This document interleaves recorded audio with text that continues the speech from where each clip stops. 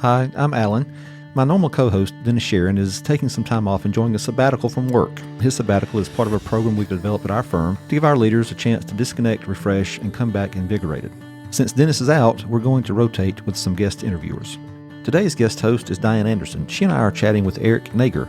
Eric is an investment advisor with Southern Capital Services. In addition to his career and vast community service involvement, he's also an adjunct professor at the University of South Alabama and the chess coach at Bayside Academy. On this episode, we're diving into balancing all these activities. Welcome to Playing Above the Line. We're a podcast that takes a peek into the daily lives of community and business leaders. Each week, we uncover different views of the path to growth, leadership, and achieving success. I'm Dennis Sharon. And I'm Alan Cave. Dennis and I are both shareholders at Hartman, Blackman & Kilgore. We're a full-service accounting and business consulting firm. As CPAs, we've had the unique opportunity to work with many different leaders and decided we wanted a way to share their incredible stories that we've learned along the way. Diane, good morning. Good morning, Alan. Thanks for being the guest co-host today. I appreciate you being here. Thank you for having me. And in honor of your first guest host appearance, we have mimosas today, so that's always a good thing. And cheers. Cheers. So our guest today is Eric Nager. Eric, thank you for being here with us. We appreciate you sitting in the hot seat for a few minutes. So why don't you just start by telling us a little bit about yourself and what you do? Thank you, Alan, and thank you, Diane, for hosting me today. It's really fun to be here. I'm an investment advisor representative with Southern Capital Services. That's a registered investment advisor in Daphne. Been with that firm for 19 years. Founded by my brother Terry way back in 1982, so we've been around a while. I'm a Dave Ramsey Smart Vestor Pro with them. And my background is I'm from the Eastern Shore. I grew up in Baldwin County, and I'm a graduate of Fairhope High School, back when there was only one high school on the Eastern Shore. Okay. So everyone went there. Got my MBA at the University of South Alabama. And Go Jags. Go Jags, exactly. And here I am, living and working on the Eastern Shore. Gotcha. Diane knows you personally. I don't, but I tell you, looking at the bio that you sent us, I'm having a hard time knowing kind of where to start. And Alan, I would have to agree. As I told Alan, I said, I thought I knew Eric. And whenever I looked at his bio, I was like, I've known him for years, but obviously I did not know all the details of all the incredible things he's done over his life. So, Eric, why don't you kind of jump in and tell us let's start with your Army career. Yeah, that was a real privilege to be able to wear the uniform for my nation. This is a show you often talk about leadership. Absolutely. And I think I went through maybe one of the greatest leadership laboratories in the world, and that is becoming a commissioned officer in the United States military, really of any branch, I think is a fantastic leadership exercise. And I think one of the things I really learned from it is that we're all capable of more than we think we are able to do, because sometimes you're put under the stress of circumstances, you're put under difficult situations, and you got to come through. And for me, it was a great way to pay for college. I wound up going through ROTC, and I had a reserve forces commission, so I was commissioned in the reserves, which means you have a full-time job, but you do the military on the side, kind of as a part-time job, 2 weeks out of the year, and then 1 weekend a month where you go and drill. So it's a pretty heavy time commitment, and it wound up being a 30-year career. I didn't, necessarily intend that when I first signed up, but it just, one thing led to another, and I got to travel a lot of places, meet a lot of interesting people, and it just really enriched my life. Well, thank you for doing that, obviously, and for serving our country. That's impressive. Tell us a little bit about what you learned in juggling the reserve, and I guess you were going to college at the same time, and if you did it for 30 years, then let's bring family into that. So there's a lot of things going on while you're trying to focus on these different areas. That's right, and the nice thing about the reserve, just to draw the distinction, the reserve is a federal force, okay? So it's national and international, really, as opposed to the National Guard, which is state-run. So, so the Alabama National Guard is just within the state of Alabama. The U.S. Army Reserve is federal. It could be anywhere. So there are slots all over the place. So like when I move from one place to another, you do job interviews just like you would in a civilian job. You got to find a new home, a new Army Reserve unit, and you find out what the slots are available in your area when you move, and then you interview for those. So you must have gotten a lot of experience in interviewing. Some. So, like, for example, I relocated to Alabama in the year 2000 when I started working for Southern Capital, and I interviewed with a unit in Mobile. It was on Hertel Street at the time, the 375th Transportation Group. And at that time, I was a captain. I had no children yet, so you're talking about juggling the family life and everything. It was probably easier when I was younger and single because I was in a unit in Mississippi originally, and I'd just drive there Friday night. I'd crash there in the Reserve Center on a couch. I was a college kid. I was in grad school at that time, and it was real easy to get away with it. As you grow, as you get more responsibility, then the obligations increase too. And so sometimes I saw other soldiers have to get out because the obligations and commitments were just too much. Maybe there's too much pull on the civilian side versus the military side. Right. So I remember joining that unit, and then I was in that unit when 9/11 happened, and they called in soldiers to secure the reserve center because, we didn't know what was happening there, so we had to have armed guard there around the clock to guard the weapons and just guard the center because obviously we didn't know, again, what was happening in the world at that time. And then later I became company commander of that unit, which is a responsible position in the sense that you're in charge of training all the soldiers there that are in your unit and making sure the equipment's accounted for and in repair and everything like that. So it was really a great, again, a leadership lab in conjunction with my civilian career. So obviously 30 years, you've seen a lot of people in your reserve career. Can you point to a trait or two of some commanders or fellow officers that stood out to you that you think, okay, this is what makes a leader? I mean, this guy's got it. I mean, is it something intangible? Is it something that they did or said? I mean, what stands out to you as somebody that guy is a true leader? That's a great question, Alan. I always think about leadership in those terms of the qualities. I'm thinking of two individuals right now off the top of my head. One of them is a West Point graduate, and he was the battalion commander of the first unit I was in as a second lieutenant. He did a great job of mentorship. He really took the young officers under his wing, and he made it fun for us. He'd take us after the workday on an obstacle course where we had to work together and overcome things. One time he brought in a mechanical bull. We had to ride that. I mean, So very creative ways of teaching and learning. Absolutely.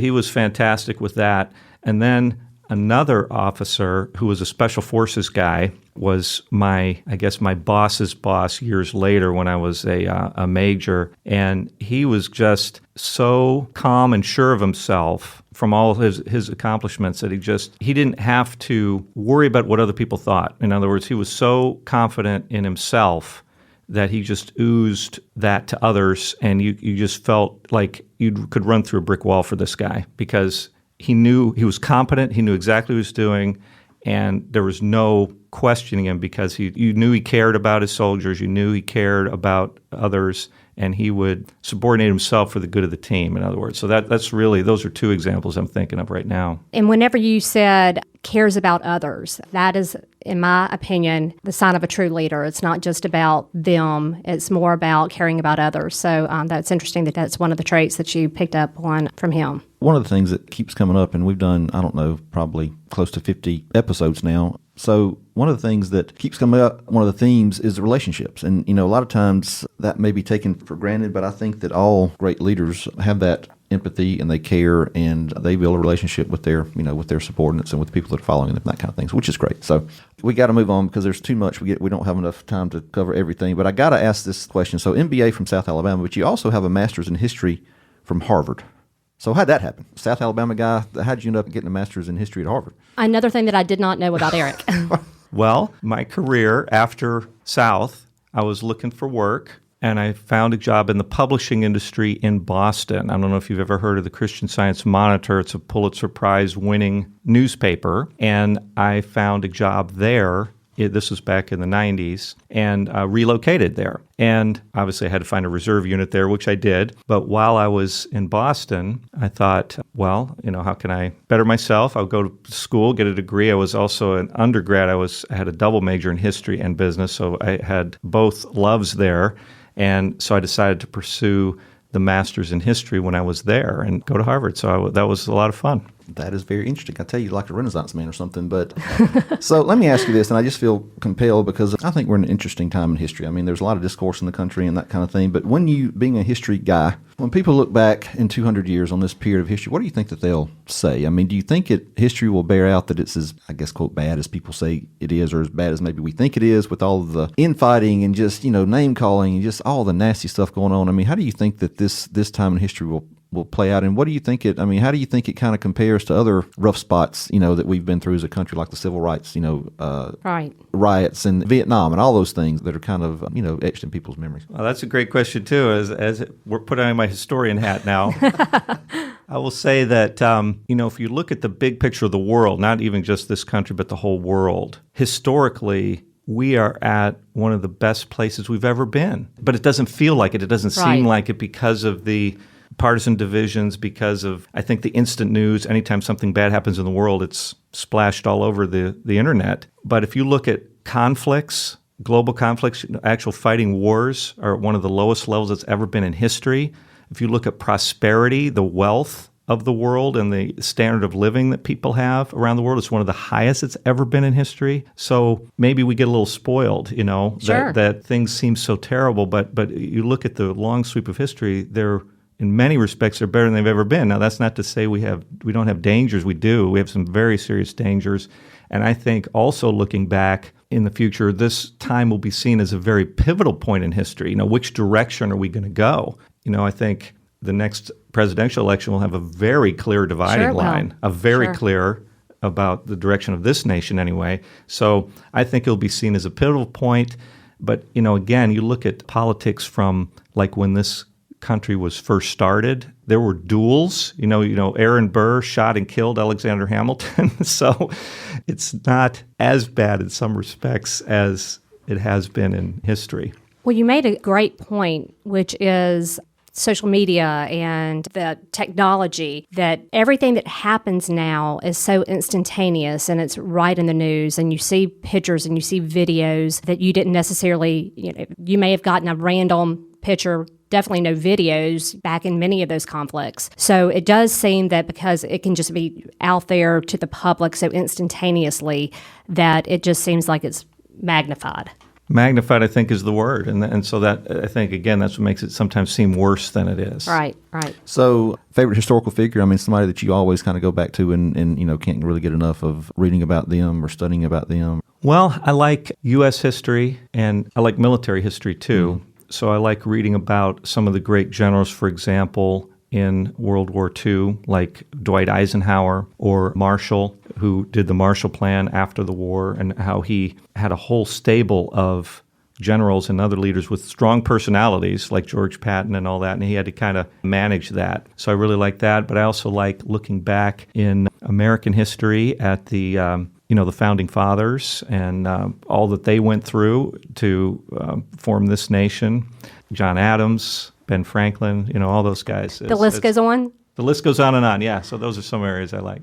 Well, to shift subjects a little bit, but staying on point with leadership and giving back, Coach Nager. So tell me a little bit about what you have developed at Bayside. All right, well, you're talking about chess. Yes, I am. And when I was a student at Fairhope High School, I was a member of the chess team. A lot of people may not realize that in the Mobile-Baldwin County area, there's a vibrant scholastic chess league that has gone on since the early 70s. Did not know that. No, I didn't either. That's interesting. So when I came back to Alabama in 2000, I said to myself, I wonder if that chess league is still going on, because at that time my nephews, my brother's sons, were at Bayside Academy, and I thought, if there is a chess league, hey, it might be fun to get involved and to coach those guys. Right. So I found out the league was still on, and that Bayside did not have a team. So I called Bayside Academy and said, hey, do you guys want a chess team? And I spoke to the assistant headmaster, who said, well, there's some players who are interested, and I was going to coach them, but I don't know how to play, so why don't you do it? So that was a really, very big start, right? So I thought, well, I'll try it. It'll be fun, and I thought I didn't have any expectations of success, because Bayside at that time was only a 2A school. And there are no class divisions in chess, like 6A, 5A, 4A, like there are in sports. So Bayside as a 2A school had to play 6A schools all the time. And so I thought, well, we'll win some, we'll lose some, we'll have a few laughs. That's really, my expectations were no greater than that. Get 3 or 4 people interested and teach them, That's right. the game of chess and see what happens. That's right. So I thought it evolved. I thought it was going to be a fun time or activity to be with my nephews. It turned out our very first year, We were second in the league and second in the state. And Okay, give us an idea what that means. How many teams were competing at that time? all right, in our league, there's most of all the high schools in the Mobile, Baldwin County area. So we're talking about like Fairhope, Daphne, McGill-Toolen, UMS. Murphy's had a team most of the time. The Alabama School of Math and Science, as you might expect, was the big powerhouse at that time. But then a lot of middle schools and elementary schools, too, were all in there. So Okay. Probably a dozen or so? Well, more than that. More I'd say than that? probably more like 20 schools, Okay. all included. Right. And so to finish second in our very first season was, really exceeded my expectations. Sure. And then the second year we were state champions. And so that has then led you to become an author. It has. Tell us a little bit about your book, The Pawn Who Would Be Queen. The pawn who would be queen. That's right. Because, if you get a pawn to the other side of the board, it becomes a queen. You can get another queen, which is the most powerful piece on the board. The pawn is the least powerful piece, and the queen is the most powerful piece. Did you know that, Diane? Can't say I did, Alan. Can't say I did. Anyway, I think I was more of a checkers girl than a chess girl. we always have to be educational here on playing above the line, right? Absolutely. Yeah, okay. absolutely. Okay. So You the gotta start queen. somewhere. You gotta Absolutely. start Pawn to somewhere. queen. Okay. Yeah, so we went from that state championship our second year. In our fifth year, we won a national championship, starting the program from scratch. So again, Bayside's not letting you leave. well, I don't know. You'll have to talk to them about that. And we've also competed internationally in Russia. So we've done a lot of really cool things. Amazing. So there was a local filmmaker named John Woods who heard me tell my story, and he said he likes telling positive stories about Alabama. Mm-hmm. And so he said, that's a great story. We need to tell it. So that led to writing the whole history of the program in the book, The Pawn Who Would Be Queen. And there's going to be also a companion documentary to go with it that John is directing and shooting. So That is very cool. So where can people get The Pawn Who Would Be Queen? it is on Amazon.com. Okay, very good. And I have to say that I went out there and I looked, and you can get it on Kindle. You can. And you have your first review, and of course it's 5 stars. And I think it was from someone that was at a competition that was just completely impressed with what you did with that group of students and with your team at Bayside. And that person recommends your book. Yes, and I could tell you a little bit about her because she heard of our program. She's a chess instructor from New York City. And she comes down here in the summer to conduct a chess camp at Bayside Academy because she heard of our program and she loves the kids. She says the Southern kids are so polite and so nice. I'm sure all the parents listening to this podcast will be very proud. Yeah, that is very cool, but I've got 2 questions. First of all, what makes a good chess player? I think if you like to solve puzzles, that helps a lot. That makes you a good chess player. Mm-hmm. And a lot of it is pattern recognition. So if you solve puzzles, my players do what are called tactics, where they find the best move. There's a position set up on a board, and they try to find the best move. Mm-hmm. So that's really solving problems, solving a puzzle.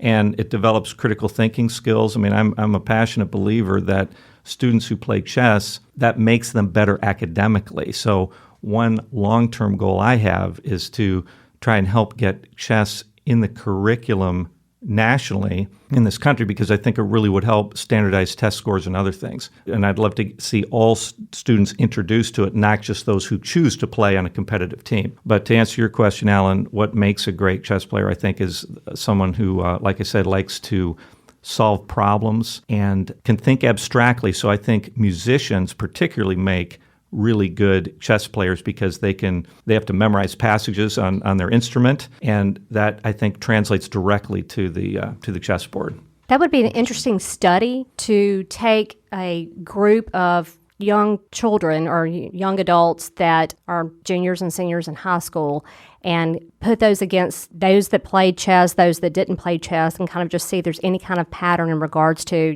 what did these students end up doing? How did they do in college? What did they do for a career? To see if there is any kind of pattern that you would see about someone that chess is a passion for them. Diane, interesting you would say that, because in the state of Alabama, there's a chess in schools program, and it's been going on. This is the 4th year of it, and the first study came out in January covering the first 3 years of the program. Amazing. And it talked about the control group, which are kids who were not introduced to chess, and what they called the intervention group, the kids who were introduced to chess. And it showed basically that the kids who had chess were better at critical thinking, problem solving, et cetera, et cetera. So that's early. I mean, we don't have the full results of this, and there's questions about funding for this program going forward. So I've talked to our state rep, Matt Simpson, and we know Marina Simpson on the chamber board. And so Marina. I've talked to him about that because actually his son plays in the competitive league too.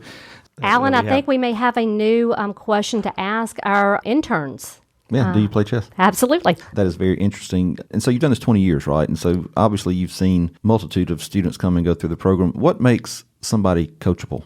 I mean, what are some characteristics that make somebody, easily coachable that you can really kind of bring along like you need to? Well, it's so fascinating to me. One of the things I love about coaching is that different kids respond to different motivations. The same approach doesn't work for every kid, and you have to figure that out as a coach. Absolutely. So that's one thing I really like is figuring that out for the kids. But what makes them coachable? I mean, just a desire to learn. And I think if I make it fun for them, if they perceive chess as just a fun activity, not work, I have to do this, I have to do that. If it's fun, it's something they want to do, then they become very coachable. And the great thing about the game of chess is you can play it your whole life and never really master it. So I'm learning along with them. I mean, sometimes we'll say, well, what's the best move in this case? I'm not exactly sure, so let's figure it out together. And so that's another thing that I think makes them want to learn because they know that not everyone has all the answers and we're learning together. It's good stuff. I'm speechless.